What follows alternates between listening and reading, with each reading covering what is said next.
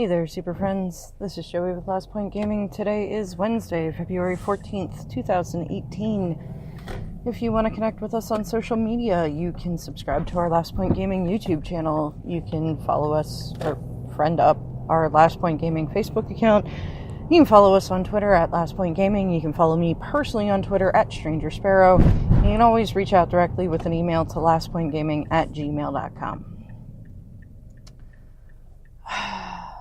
I don't even really know what I have to talk about today. We're on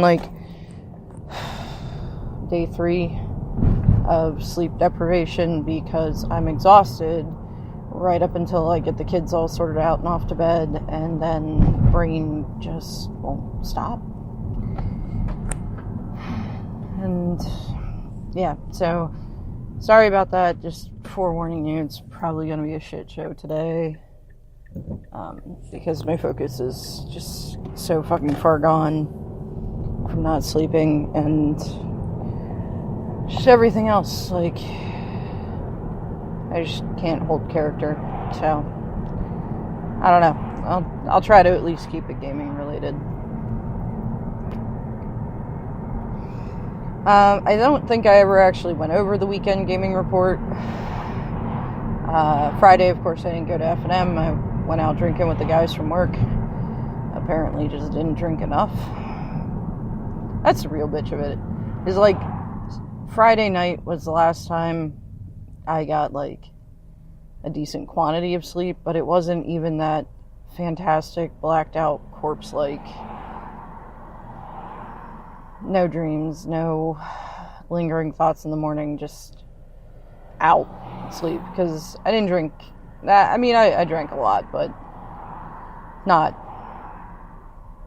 Fuck, I think I drank more when we were down in Richmond for nationals.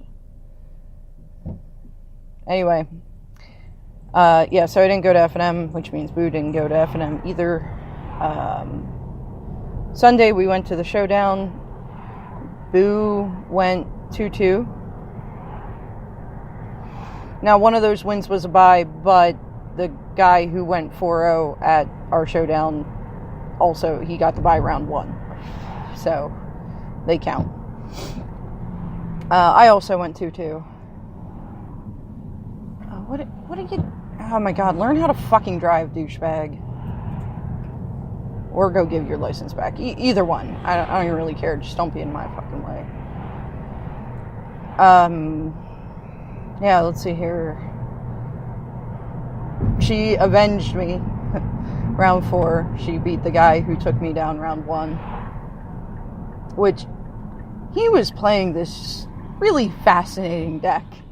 It's what is your deck? Mono black kill spells with some green ramp. And zombie lands. Slash Hour Promise? Is that the green one? I think that's the green one. Tribal Deserts is what the one guy was calling it.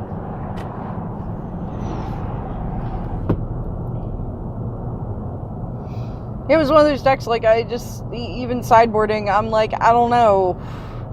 I saw Vraska, so I'll put in Lost Legacy.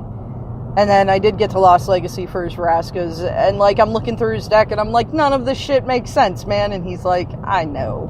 It's great. It was a really neat deck. I'm not sure how it would hold up in higher level competition, but for Standard Showdown, it was a really fascinating deck to play against. And I did absolutely demolish him one game, where my deck just did all the things it's supposed to do, and turn 4 Direfleet Neckbreaker, and his deck did not do what it was supposed to do, in that it did not offer up any of his kill spells. Couple well-timed duresses just ended up sealing that game for me. And the other 2 games, I did make him work for it, but in a more controlling style deck like that, I don't know, man. I feel you can never really feel it was a good game and I had him on the ropes, because how many times does control win at one life?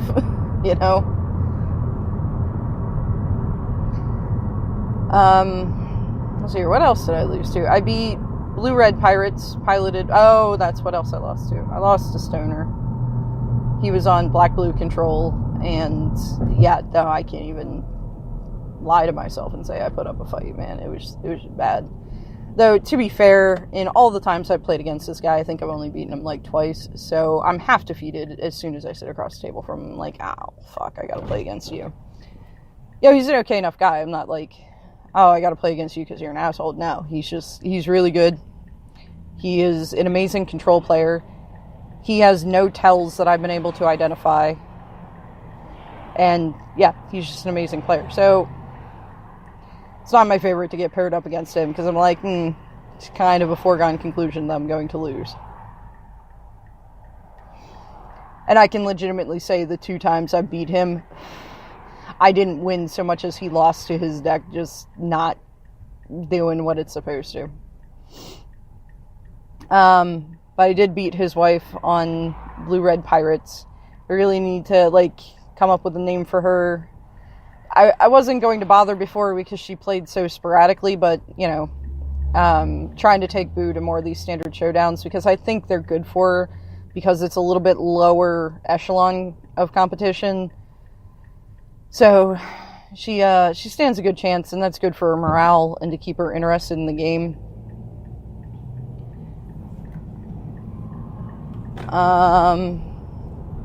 Oh, and I beat Rockstar playing some Simic Merfolk. That was another round that, like, both games, my deck just did exactly what it's supposed to do, and his deck failed to. You know, had the Kite Sail Freebooter at the right time to take his River Herald's Boon. Drew the kill spells right when I needed them. Didn't get clogged up with shit I didn't need in my hand. It was just like top decking an answer every time I needed one.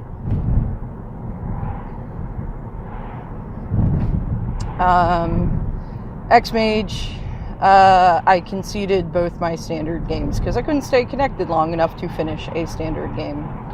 I think I might be done with that league. So there's one public server that everybody experiences connection issues on, and then they have like a dedicated server for the league matches that I can't stay connected to, but it seems like a me problem.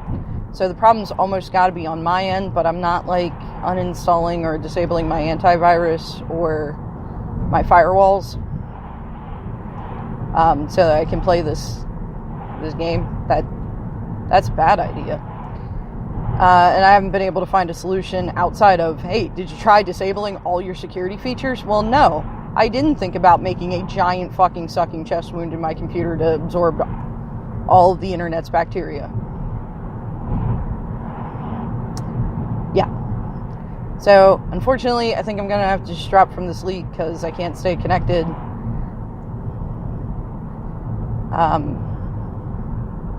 So, I'm going to have to let them know. It's unfortunate because I was really excited about this polling for new decks every week and everything, trying some new stuff. I was actually getting the hang of playing Bant Lands / Bant Approach. I'm not sure it's a great deck list, but like I was starting to get the hang, understanding of how I'm supposed to play shit in that list. So that was exciting. Legacy Lands, I never did quite figure out. Sideboarding for that deck was incredibly easy. Because I'm like, I'm just going to take out all these spells that I have no fucking clue why they're here.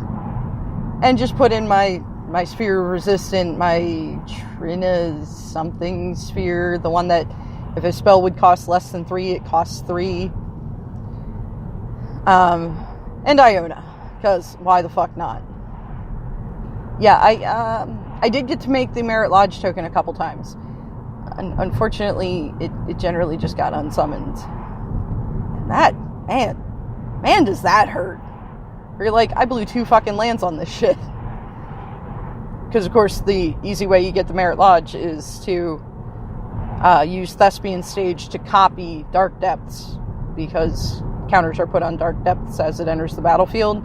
So when you copy it with Thespian Stage, it has all of the other text of Dark Depths, but it doesn't get the counters, and Dark Depths says when it has no counters, sack it and get Merit Lodge. So yeah, I mean, I got to do that a couple times, but again, had to burn 2 lands to do it. Because you have to sack the original Dark Depths due to the legendary rule conflict when you copy it with Thespian Stage, and then you have to sack Thespian Stage that's now copying Dark Depths to get the token. But it was neat. It was fun to play. Even having zero fucking clue what I was doing. I never got to play the Grixis Shadow Death or deck. I didn't even do like test modern matches because I was like, I think I'm pretty sure I know how that works. So yeah, not much to report this weekend. It's probably a good fucking thing I didn't go play Friday because god damn, Friday was a bad day. I couldn't buy a win. Just everything that could get fucked up got fucked up, and it's just a mess. But moving forward, right? One moment at a time. So, what else is going on? I'm trying to think here. I got to listen to Terran stream a little bit today, but he was drafting today.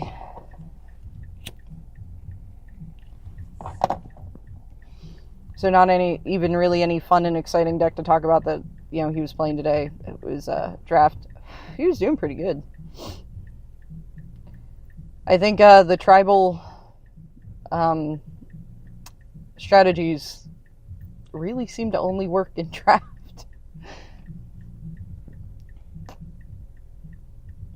I think I'm going to try to put together red-white aggro tomorrow for standard. Tonight I'm not going to be able to. Just my friend's coming over, so got to play the roles a little bit longer. But I think I'm going to try to build it tomorrow. Hopefully I'm going to go play this week. I don't know, though, because it sounds like we're going to possibly try again for the kids to have their grand sleepover at my parents' house. And so I don't know what husband's plan is going to be there. If he's going to want to try to go out or something. I don't know.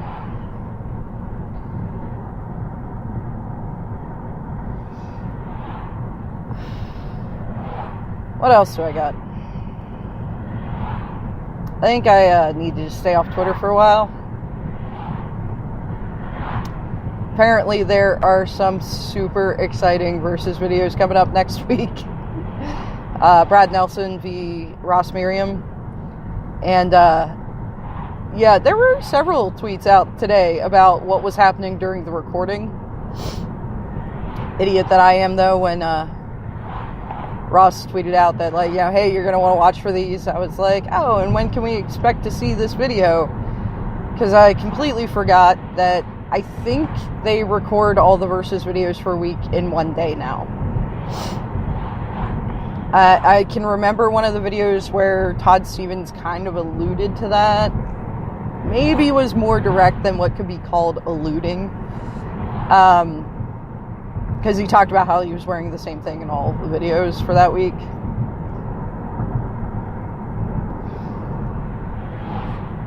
Maybe that was the Chaos Masters thing that he talked about that. I don't know, man. I've been really enjoying watching Jim Davis on the Versus series this week. I started following his Twitch channel. He's neat to watch. I gotta say though, man, every time I look at that guy, he just makes me think of like that happy, peppy personal trainer. That, like, you go to the gym your first week in January because you're trying to keep that resolution. You get yourself a membership, and he's like the free personal trainer session where he's like, yeah, we can do it. I don't know. I feel instantly inspired every time I see this man.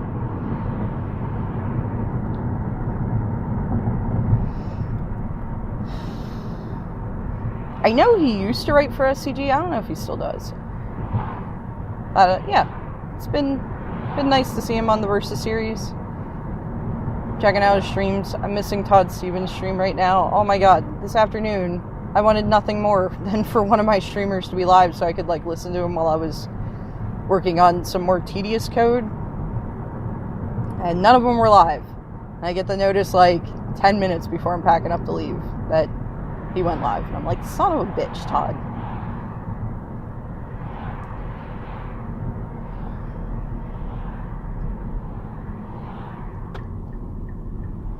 Oh, yeah, it's the 14th, so happy Valentine's Day to all you happy people. Also, if you're Catholic, happy Ash Wednesday. I don't know if that's the appropriate sentiment. How much of a bitch is that? Because, I think today's the start of Lent. And it's like chocolate day. First day of Lent. Wow. Wow, calendar, you're an asshole.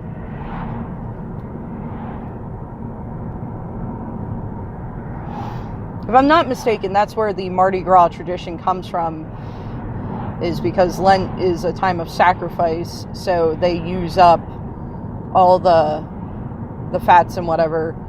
And in fact, that's what Mardi Gras means, is Fat Tuesday. And, you know, have a giant party and consume things that they're not going to be able to consume for the next however many weeks until Easter. I don't even know how many weeks. Was it like 4? Yeah. It's Easter when my Outlook calendar tells me it's Easter.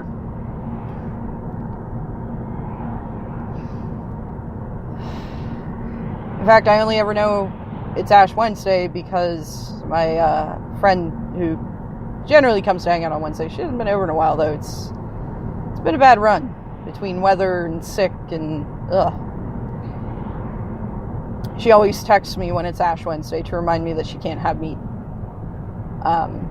Because she, has dinner with us or whatever. So just say, if you guys are going to partake in meat with your dinner, let me know and I'll come over a little later and I'll eat first. But usually we just then get cheese pizza because I can make the sacrifice for her. Fuck, it's been so hard to hold on to friends lately.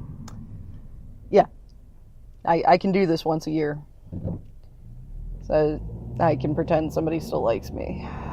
Oh, God. Sorry. Oh, man. It's been a rough couple months, guys. It's been bad.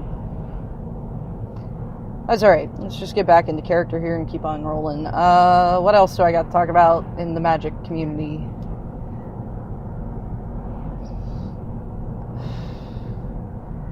So let's talk about whether the whole unbanning Jace because he's in Masters 25. Seth Manfield tweeted out today, and no offense to Seth, I get what he's saying, that he sees it as okay to unban a card to push card sales, or push sales of a set, because WotC needs to make their money and everything.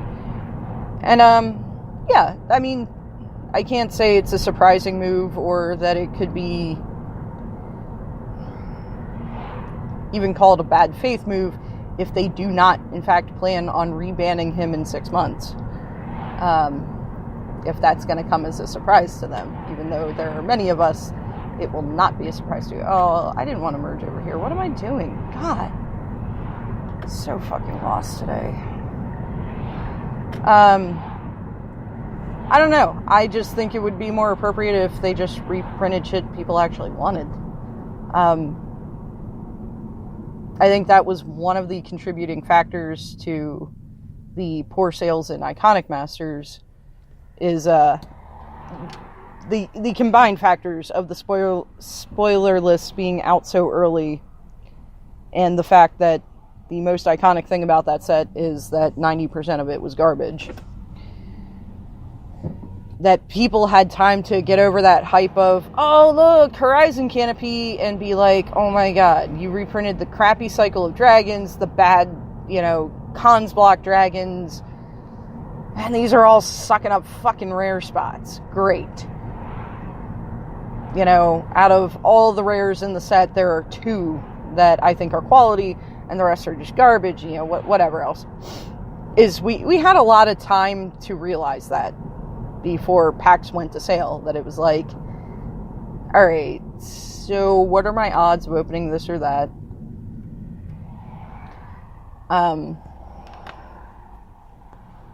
And then Masters 25 is, of course, at a disadvantage because of those issues. So my statements yesterday, the day before, whatever day I made them, that when they planned out Masters 25, they were already planning on unbanning Jace, that may not be accurate. The more I think about it, it may be the absolute fail sauce that was Iconic Masters that caused this decision. I'm not wholly confident still that the decision was made based on analyzing the modern meta and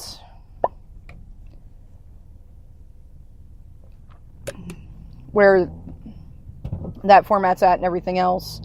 I still feel there's a reasonable possibility that the decision was based solely on pushing sales of Masters 25, but it may be a decision they came to when Iconic Masters kind of flopped and said, well, fuck, we can't have another set like this, be dead in the water, so we got to do something to amp the sales. Unbanning Jace in Modern will definitely do that if he is in that set. He's like a pack art or box art or something. I really didn't feel like the Modern format needed much fucking with. It seemed pretty healthy. Lantern Control wins the Pro Tour one week, the next week Boggles wins a GP. That meta seems to be adjusting itself just fine. And really, over the past year or so, it's like I said before, you can see how the format the wheel just keeps ticking. There's a handful of decks on top, and there's other rogue decks you're seeing in the top 8s and everything.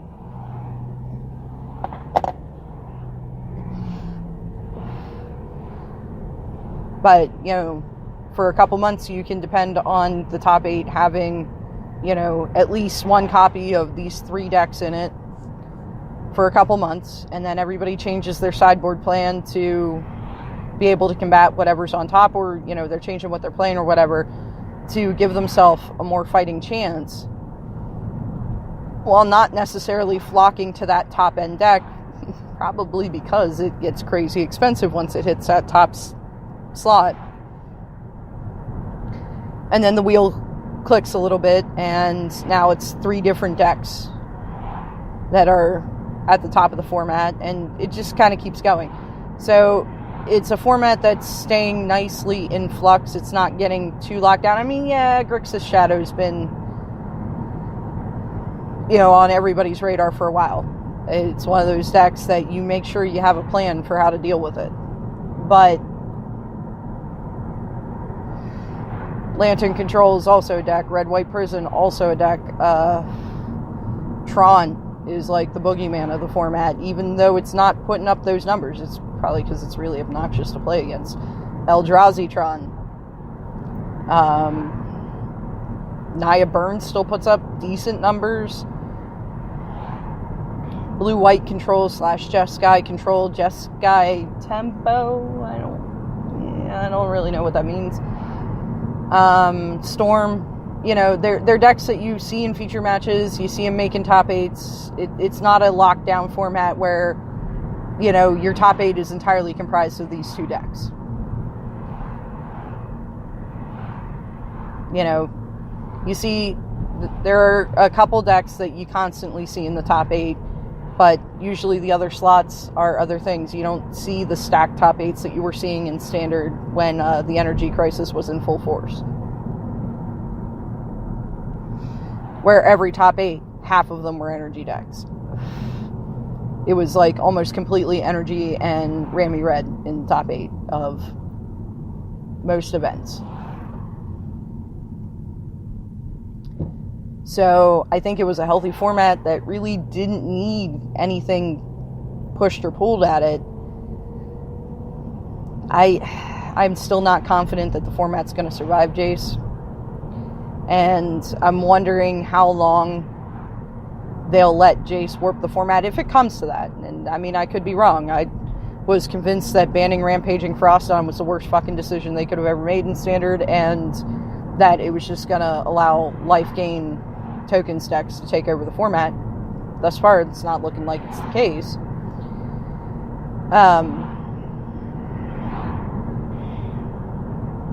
So, I mean, I could be wrong. Jace could be fine in the format, but if he does become a problem, I'm wondering how long they're going to let him destroy that format before they finally suck it up and reban him and deal with the fallout that's going to come from that, being that, you know, they unbanned him right before releasing a set with him in to push sales of that set. People bought into it. People bought into the card. People bought into the packs trying to open them. And then they rebanned him. That's actually more my concern. I honestly, at this point, would love to see Jace just kind of fit into this format and be fine. But him wrecking the format and needing rebanned it's a real concern that I have a strong feeling that's what's going to happen. And it's a real shame because it's going to hurt the consumer confidence. You know, you've seen it in Standard. That not only has Standard been a garbage format for like the last year, but all these bannings have hurt Standard attendance because people don't want to buy into these expensive fucking decks and then have it get nerfed. They want to play competitively, so they buy into the top-end expensive-ass deck. And, you know, for a lot of people, they don't do it all at once. They can't afford to. So they put together, you know, Saffron Olu's budget version of the deck. And then as they score a couple wins here and there and get a couple paychecks, they start slowly replacing the budget options with, you know, the real McCoy. So it can take them weeks or months to get it to its optimal. Like that was one of the biggest things when they banned Splinter Twin. I remember, you know, a guy in one of the groups I'm in lamenting how he just finished the Splinter Twin deck. You know, he had just finished it like 2 weeks before the ban announcement. And the thing with the Splinter Twin deck is, I mean, yeah, the Kiki Jiki deck is just not as consistent. It's not as dependable. It's not putting up the numbers that Twin was. So, and, you know, because the rest of the shell wasn't doing so great after that, all those cards lost value. You know, it's not like when they just kind of gently nerf a deck and say, okay, we're just going to make you less consistent or slow you down. And the rest of the deck's still playable, so the cards retain at least a good portion of value. No, that all the value on that deck went straight to shit. And I get it. I mean, I get why. Fuck, I was pissed off that they reprinted Sylvan Scrying like 2 months after I paid $5 a copy for my uncommon. I can only imagine when you're chasing after these rares held by scumbag investors like scumbaginvestments.com or Scumbag Rudy Investments or whatever the hell he says. You know, you pay these premiums for these cards that are hard to find because they've been out of print for a while. And, you know, just as you get the deck together and everything, ban happens and all that money you invested in, it's gone. And I'm really worried that that's gonna happen here with Jace. So, if you're gonna buy into that, if you're gonna try to run Jace in Modern, I recommend running him in a deck that has a strong shell, or, you know, had a strong shell before this unbanning that easily converts back into, like, Grixis Delver. It's probably good for him. Blue-White Control was limping along in Modern without him. I think he's got to make that deck better.